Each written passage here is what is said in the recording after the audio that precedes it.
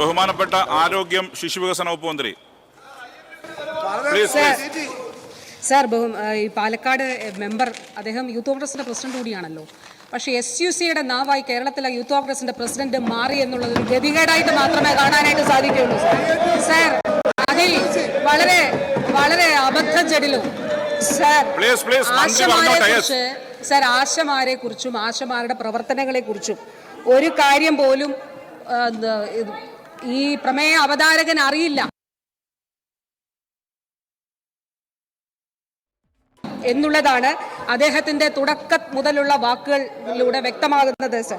Sir ഇവിടെ അത് തുടക്കം മുതൽ ആശമാരെ സംബന്ധിച്ച് അദ്ദേഹം പറഞ്ഞ കാര്യങ്ങളിൽ നിന്ന് തന്നെ അത് വ്യക്തമാണ്. സാർ അദ്ദേഹം പറഞ്ഞല്ലോ, UPS സർക്കാരിന്റെ കാലഘട്ടത്തിൽ, രണ്ടാം UPS സർക്കാരിന്റെ കാലഘട്ടത്തിൽ, ഡോക്ടർ മൻമോഹൻ സിംഗിന്റെ കാലഘട്ടത്തിലാണ് ആ സ്കീം തുടങ്ങുന്നത്. സാർ, അന്നത്തെ ഗൈഡ് ലൈനിലെ ഒരു സെന്റൻസ് ഞാനൊന്ന് വായിക്കാം.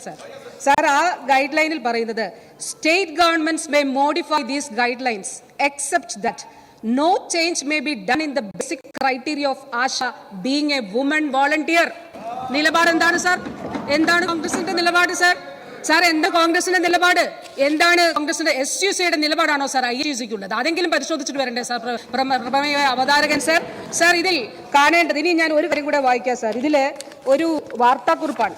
അത് UDFന്റെ കാലത്തെ അന്നത്തെ ആരോഗ്യമന്ത്രിയുടെ വാർത്താക്കുറിപ്പ് അന്ന് ഇന്ത്യൻ എക്സ്പ്രസ് കൊടുത്തൊരു വാർത്തയാണ് സാർ.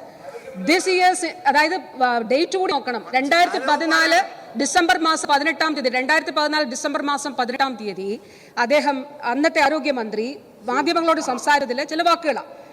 ഡിസംബർ മാസമാണ് സാർ.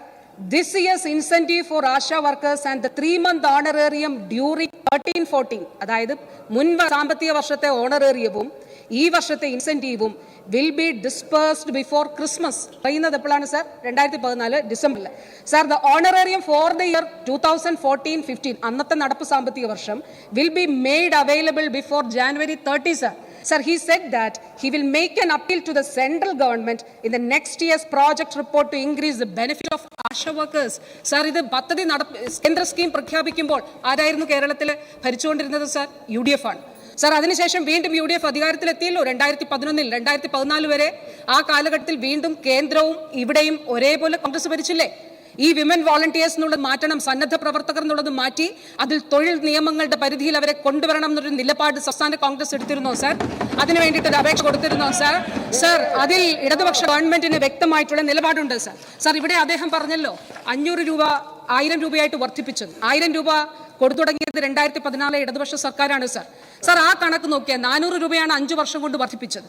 ആ കണക്ക് നോക്കിയാൽ ആ 1000 രൂപയിൽ നിന്ന് ഇപ്പോൾ ആശമാർക്ക് കൊടുക്കേണ്ടിയിരുന്ന UDFന്റെ നിലപാടും UDFന്റെ അവര് സ്വീകരിച്ച സമീപനവുമാണെങ്കിൽ സാർ 1800 രൂപയായിരുന്നു ഇപ്പോൾ ഓണറേറിയം വേണ്ടിയിരുന്നത്. അതായത് 100 രൂപ വർദ്ധിപ്പിച്ചുകൊണ്ടാണ് സാർ ഇരുന്നത്. അങ്ങനെയല്ല ഇടതുപക്ഷ സർക്കാർ ചെയ്തത്. ഇടതുപക്ഷ സർക്കാർ പ്രകടന പത്രികയിൽ പറഞ്ഞിട്ടുണ്ടെങ്കിൽ ആ കാര്യങ്ങൾ കൃത്യമായി വാക്കു പാലിച്ചു പോകാൻ ഇടതുപക്ഷ സർക്കാരിന് അറിയാം സാർ. സാർ, 1000 രൂപയിൽ നിന്ന് 1800 രൂപയാക്കുമല്ല ഇത്രയും വർഷങ്ങൾ കൊണ്ട് ചെയ്തത്. 1000 രൂപയിൽ നിന്ന് 7000 രൂപയായിട്ട് ഉയർത്തി വർദ്ധിപ്പിക്കുകയാണ് ചെയ്തത് സാർ.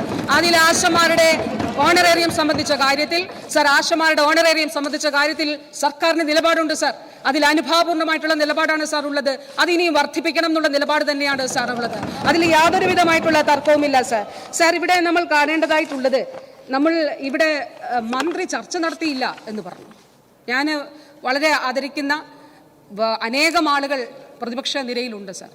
വളരെ ആദരവോടുകൂടി കാണുന്നത്, അത്ര ബഹുമാനത്തോടെ കൂടി കാണുന്നത് സാർ. ബഹുമാനപ്പെട്ട മുൻ പ്രതിപക്ഷ നേതാവ് ശ്രീ രമേശ് ചെന്നിത്തല, അദ്ദേഹം എന്നെ വിളിച്ചു പറഞ്ഞു, ഈ അവിടെ സമരം ചെയ്യുന്നവരുമായിട്ട് ചർച്ച നടത്തണം. ഞാൻ SMD സ്റ്റേറ്റ് മിഷൻ ഡയറക്ടറോട് പറഞ്ഞു ചർച്ച നടത്തണം.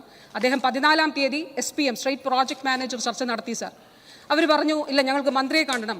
ശരി, മന്ത്രിയെ അതിനെന്താ, വന്നോളൂ എന്ന് ഞാൻ പറഞ്ഞു. 15-ാം തീയതി രാവിലെ 10 മണിക്ക് സാർ രാഹുൽ മാങ്കൂട്ടത്തിൽ MLA ഉന്നയിച്ച ആരോപണങ്ങൾക്ക് മറുപടി പറയായിരുന്നു നിയമസഭയിൽ ആരോഗ്യവകുപ്പ് മന്ത്രി വീണ ജോർജ്. ആശാ വർക്കേഴ്സിൻ്റെ സമരവുമായി ബന്ധപ്പെട്ട പ്രശ്നത്തിലാണ് രാഹുൽ മാങ്കൂട്ടത്തിൽ ചില ആരോപണങ്ങൾ ഉന്നയിച്ചത്.